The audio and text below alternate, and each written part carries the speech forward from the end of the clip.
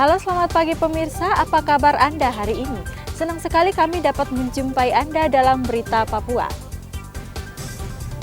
Saya Yuni Rumbarak bersama tim redaksi telah menyiapkan sejumlah berita menarik dan aktual untuk Anda.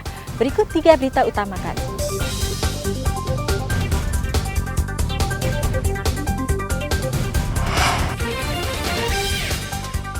Dua penambang emas ilegal di Kabupaten Yaukimo tewas dianiaya orang tak dikenal.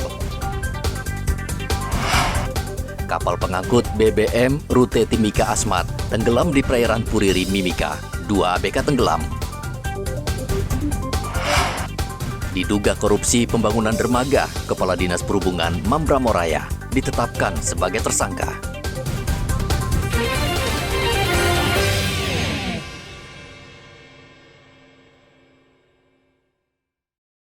Sejumlah pekerja tambang emas ilegal di Kampung KW Kabupaten Pegunungan Bintang, Papua Pegunungan, Senin lalu diserang sekelompok orang tak dikenal.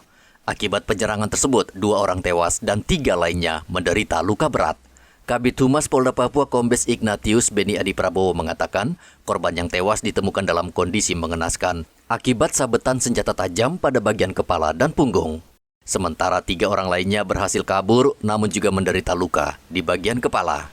Para korban saat ini sudah dievakuasi ke Kabupaten Bovendigul.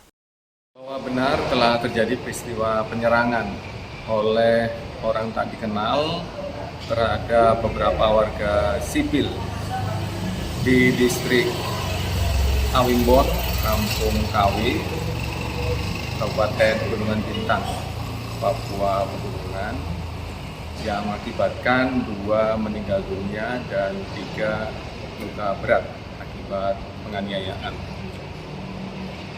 Dan ke-5 korban tersebut telah dilakukan evakuasi menggunakan helikopter menuju ke RSUD Tanah Merah. Untuk saat ini, kasus tersebut sedang dalam penanganan oleh Polres Pegunungan Bintang untuk diketahui siapa pelaku dan motif dari perbuatan tersebut yang mengakibatkan korban.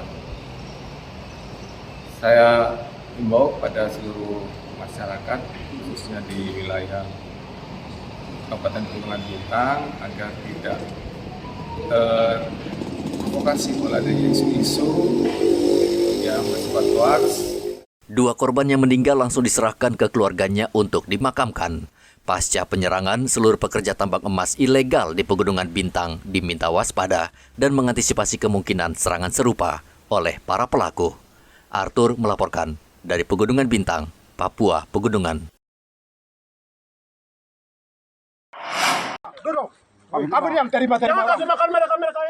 Sekelompok kriminal bersenjata kembali berulah dengan menganiaya sejumlah warga salah satu kampung di Kabupaten Duga. Sekelompok orang yang menenteng senjata api, menendang dan memukul berkali-kali sejumlah warga dan seorang perempuan asli Papua. Kabid Humas Polda Papua Kombes Ignatius Beni Adi Prabowo mengatakan pihaknya tengah menyelidiki video ini karena tindakan yang dilakukan KKB sudah tidak manusiawi.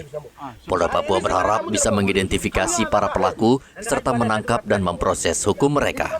Adanya video viral yang isinya memperlihatkan kekerasan oleh beberapa orang dari kelompok kriminal bersenjata terhadap beberapa orang warga sipil, bahwa video tersebut merupakan video lama yang diduga video tersebut dari tahun 2022 dan diunggah lagi dan viral. Jadi kami sedang menyelidiki terkait perbuatan tersebut dan kita akan usut ya. Kita lakukan investigasi terhadap pelaku-pelaku penganiayaan terhadap warga sipil dalam video. Kelompok kriminal bersenjata selain melakukan teror pada aparat keamanan, juga meneror warga sipil. Bahkan warga asli Papua sendiri sering dianiaya dan dibunuh jika tak menuruti kemauan KKB.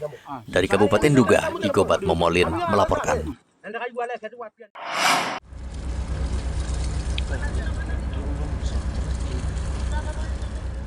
Kapal motor Semangat Baru bermuatan BBM yang membawa 6 ABK tenggelam di perairan Puriri, Kabupaten Mimika.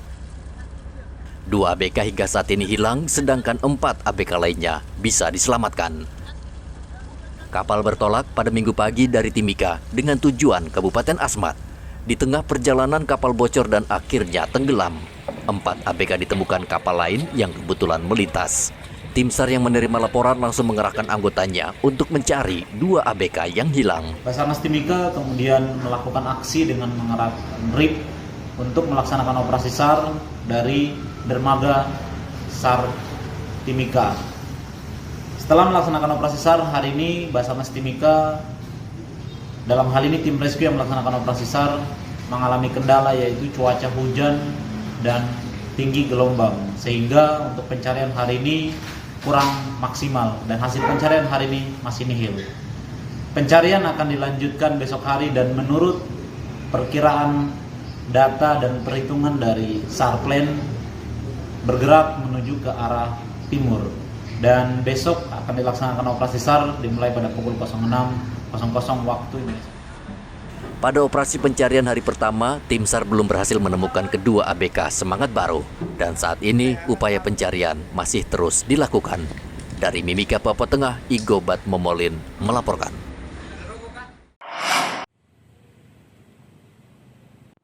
Seorang bocah kelas 2 SD melaporkan gurunya sendiri karena dianiaya hingga babak belur dan harus menjalani perawatan di RSUD Waisai, Kabupaten Raja Ampat. Tindakan guru tersebut dilakukan lantaran korban dan temannya memegang botol berisi bensin.